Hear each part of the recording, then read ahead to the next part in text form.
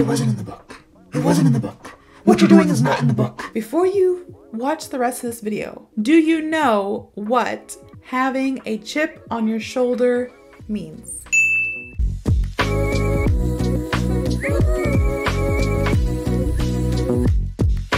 First of all, before we start the video, I want to ask you a question, and then I want you guys to actually listen to the question that I'm asking and try to answer it, whether it be in your head or in the comments or whatever. Before you watch the rest of this video, pause, do whatever you have to do, and actively answer this question. Do you know The Muffin Man. The Muffin Man? The Muffin Man. what having a chip on your shoulder means? Honestly, I'm asking you that because I was surprised at the amount of people who did not know this idiom. And this is not just people who are living in other countries studying English, they're ESL learners. These are people that are Americans living here as well. One of them is my close friend who's been here most of her life. She is technically not a native English speaker, but she's been here most of her life, and she did not know what this idiom meant. I had a few of my actual American friends who have been here since birth that were like, I don't really understand what chip on the shoulder means. Like, I say it and I kind of get it, but I don't fully understand it. And I was like, wow. Now, I will say that this is a common idiom. You will hear this anywhere. You will see it in a book, in a magazine, on TV. You'll hear it in your day-to-day lives. Like, it's a pretty common idiom. So for people to not fully understand what it means, I was a little bit surprised by that. And then I was like, where does that come from? I kind of dug into the history on it. Stick around because we're going to talk about it later in this video too. Hopefully by now you've answered that question if you knew or you didn't know what having a chip on your shoulder means. And even if you think you know, stay tuned because maybe I can help you in some way, shape, or form. Even if you think you already know, just keep watching and maybe you'll have a better understanding of it. So for all my people who are very excited thinking that this video is going to be about food because I mentioned chips, sorry to disappoint you guys. It's not that kind of potato chip. I wish I had a potato chip here on my shoulder. I thought I heard a bag of Doritos. Because, you know, snack for later. But for all my carb lovers, my carbitarians. You're more of a carbitarian. I'm not a vegetarian, but I'm a carbitarian. Wink, wink. It's not a real word, so don't use that word. It's just a joke. But anyways, for all my fellow carb lovers out there, this video is not about potato chips. Sorry to disappoint you. But I do have a bag of potato chips right here that my son gave me, and they're so cute. Okay, I just had to show you guys because literally they fit in my palm. He got them for like a Valentine's Day gift, and like, so you know what? I do have a chip on my shoulder, and this is about potato chips.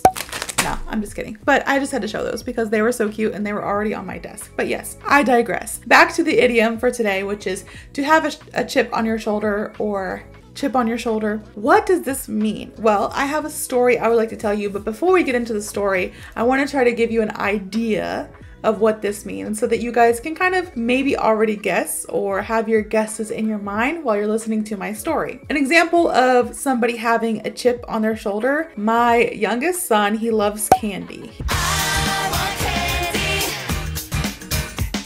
He is a candy freak. He is obsessed with sweets and candy. And a lot of times he'll ask me for trick or treat, which is candy in this house. He'll say, "Mommy, trick or treat?" And I say, "No, baby, you have to have dinner first, no trick or treat."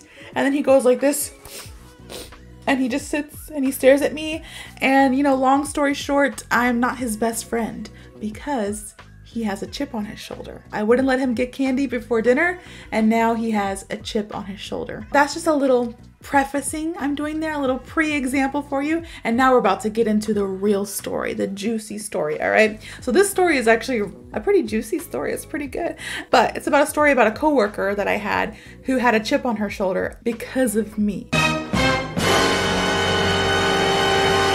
So this was a few years back. I was working in South Korea, and like I moved to a different city and I started working at a new job. And yes, it was a new job. And yes, I understand, you know, I'm going to have to figure out what I'm doing, you know, and learn the process of teaching at this new academy. However, I had already been teaching for about 10 years, maybe more at this time. And I'm a native English speaker, and I have a degree, a bachelor's degree in English, and I went to grad school for teaching English as a second language. So I kind of feel like I know what I'm doing, to some extent. I feel like, I'm a pretty good teacher and I kind of got this. I started working at this academy, and my coworker, who was pretty awesome there at the beginning, she had gone to the Philippines to study abroad for a few years, and that's where she learned her English. She actually spent maybe 8 years learning English in the Philippines, so she was really good at English. Her English was very well, and she was an English teacher there because her English was so good. Despite her being very kind and welcoming at first, she quickly turned into this kind of Godzilla. All modern weapons fail.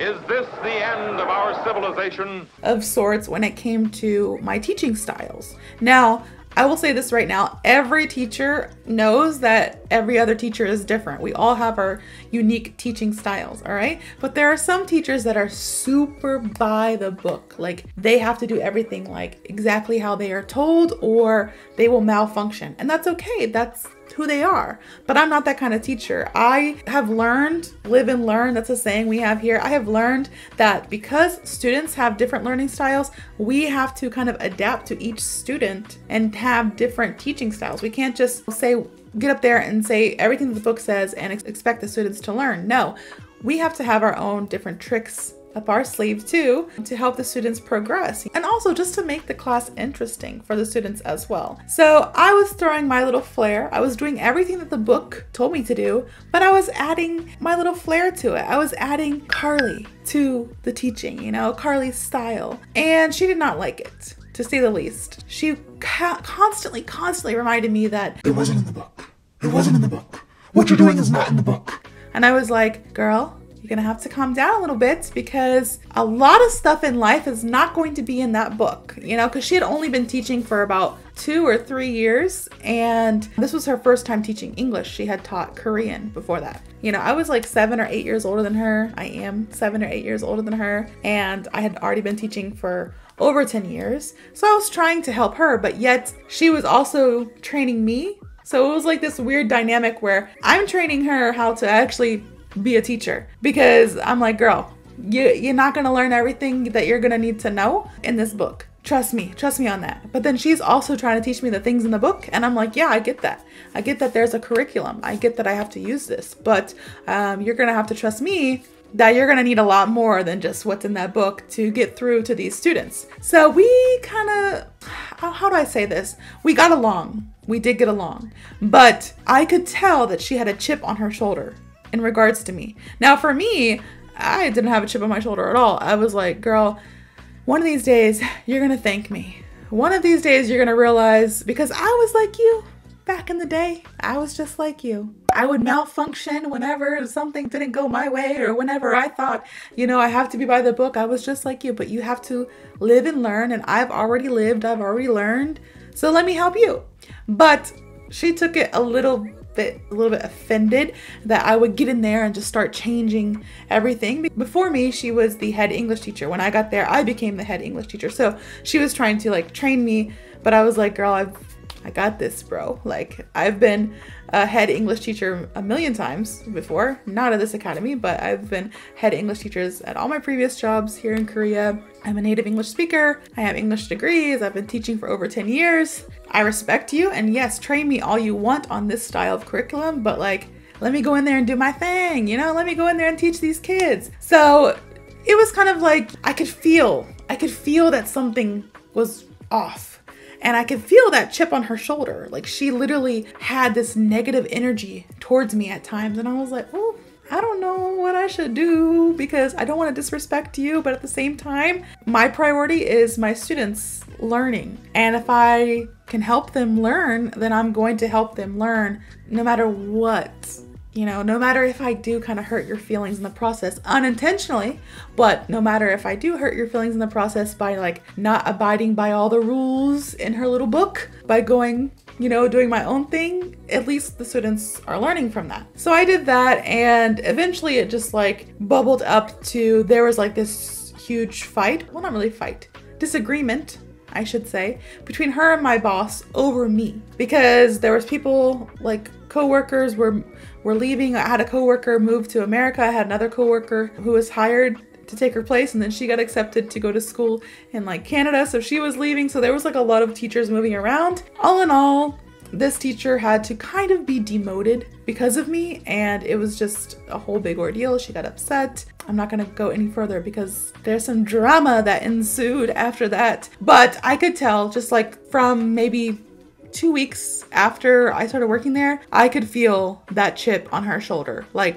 big time. Like every time she had to be around me, or every time she had to train me, or every time she would come into my classroom after I finished teaching, there was that chip sitting on her shoulder. And I was like, oh girl, you got something on your shirt there, you know, brush that thing off. But no, she just had a chip on her shoulder, because having a chip on your shoulder is an idiom that just means to have an angry or unpleasant attitude or way of behaving caused by a belief that one has been treated unfairly in the past. All right. So you have an angry or unpleasant attitude or way of behaving because it's caused by a belief that one, so yourself or herself in this case, has been treated unfairly in the past. So to make this story make a little bit more sense, now that you know the definition of to have a chip on your shoulder, she was angry that I was kind of coming in and taking over, and which I get. I totally understand that. But at the same time, that's what I was hired to do. I was hired to come in and take over. I was the native English teacher. I was the head English teacher. I was the one that they found from America and brought me there to teach. So that was kind of my job. But because that was her thing before I arrived, she kind of had a chip on her shoulder. She was like, okay, well, I feel wronged because this was my thing and now it's not my thing anymore. And this is the way that I do things, but she's not listening to me. She's doing her own thing. And that's where we kind of butt heads a little bit, because I was trying to tell her, like, in the nicest way possible, like, trust me, like, I have been teaching English in Korea since you were in middle school, bro. Like, I know she was young. So I was like, I came here in 2012 and I started teaching English in Korea in 2012. Even before I came to Korea in 2012, I was teaching English in America. Like, trust me, I know what I'm doing. But there was just a little bit of back and forth. And she had a chip on her shoulder that I could actually feel. I could feel like the anger and the unpleasantness that whenever she entered the room and she was talking to me about something in relations to teaching. Now, outside of that, she was really cool. Like, we used to take the same bus back home. Like, for the most part of our ride back, we would be on the same bus, and then we would get off and switch buses, and you know, that was that. But we would talk, we would hang out. Like, it was cool. But when it came to teaching only, it was like, that's where there was like a lot of disconnect there. So she had a chip on her shoulder. So I told you guys I was going to change it up a little bit, and I'm going to tell you the history of chip on your shoulder. I also have 3 examples to give. I know this video is going to be a little bit longer. I apologize for that, but I was really curious as to why a lot of Americans do not really know this idiom or know what it means. And then I was like, what is, like, why would you say chip on your shoulder? What does this even mean? What's the history? So that got me thinking. And the history of this, just a quick little history. History with Carley.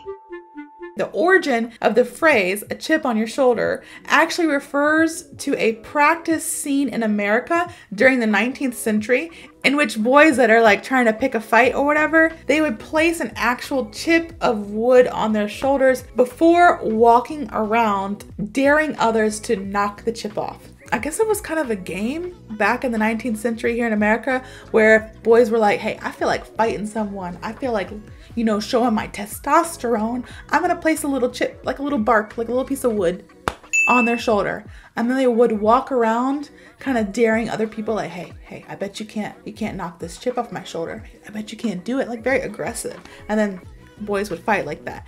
That's where this idiom kind of derived from. I guess in a modern meaning of this would just be like, you kind of have this negative feeling, like you have these emotions and you just let them sit right there on your shoulder and you're just like, yeah, come fight me, bro. That's what a more modern translation of this history of the origin of this idiom, a more modern translation of that would just be like a negative feeling, like you have this chip on your shoulder. I know, doing things differently. And I'm sorry if I'm looking over here a little bit. I have my cheat sheet. Now I'm going to give you 3 examples. All right. So 3 examples outside of the story, outside of the little example I gave at the beginning about my son loving candy too much, and outside of the history that I just gave you guys. 3 examples of having a chip on your shoulder. Number 1 is, despite his success, he still carries a chip on his shoulder from the challenges he faced growing up. Despite his success,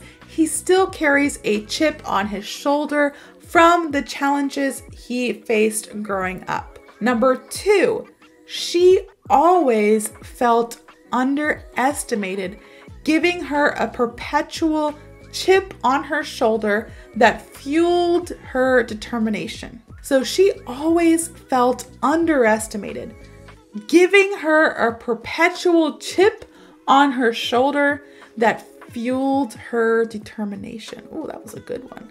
Very motivational. Number 3, after being overlooked for the promotion, he developed a chip on his shoulder that drove him to prove his worth. After being overlooked for the promotion, he developed a chip on his shoulder that drove him to prove his worth. All right, so I hope you guys all enjoyed learning about this idiom. Let's all knock this chip off our shoulder and make sure it lands on the like button. See what I did there? For real, it really helps out the channel. So if you guys did benefit from this video, if you did learn a lot more about the idiom chip on your shoulder, please like, comment, and subscribe. And I hope to see you all in the next video.